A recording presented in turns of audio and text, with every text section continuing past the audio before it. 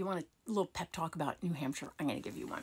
So yes, Trump won in New Hampshire. And I think that there is definitely a portion of the country who was holding on to a fantasy that maybe Nikki Haley would be able to pull this off. But the truth is, we have known that she could not. And we know that Trump's voters are in the bag for him. And Republican politicians are in the bag for him in the sense that they all know he's awful, but they're going to kiss his ring because they're selfish and they want to politically survive, and they can't if they don't kiss his ring. So that's where we are. But what I find to be the most important takeaways from this primary in New Hampshire yesterday and then the Iowa primaries, if you drill down and you read sort of the more political strategists, what they're saying are, over and over again, you're hearing the phrase flashing red lights, warning lights for Trump, warning lights for Trump. Why? Because in both of these primary elections, of course, his base is rabidly behind him, but independents are not. And independent voters make up a huge swath of our electorate. And Trump cannot win without them. Neither can Biden. Both of them need independent voters. But it's looking more and more likely like only one of them is going to get the majority of those independent voters, because independent voters can still think for themselves for the most part, and they see who Trump actually is. So while Trump technically celebrated a win last night, drilling down on those numbers again, that was not a win he should feel good about, and I guarantee you his campaign does not feel good about it.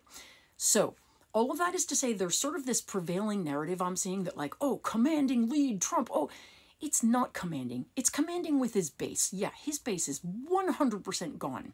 That is very sad, and someday we will analyze how so many people got so broken. But what's important for us to know is that we have the voters to defeat him. And there's going to be this kind of like, oh, he's going to win. Stop it. He's not. We have won every single election we have competed in now since he won in 2016. We absolutely know how to do this. We have the numbers to do it. We have young voters aging in, 4 million a year. The only obstacle we have is third-party voters. As long as people don't vote for them and they turn out to the polls, we are going to win. And I believe we can win commandingly. And I believe we can hold the Senate. I believe we can flip the House, and we can start to actually pass the legislation that we believe in. So you guys, don't listen to the people telling you this is over and Trump's got it in the bag. He so doesn't have it in the bag. You know who has it in the bag? We do.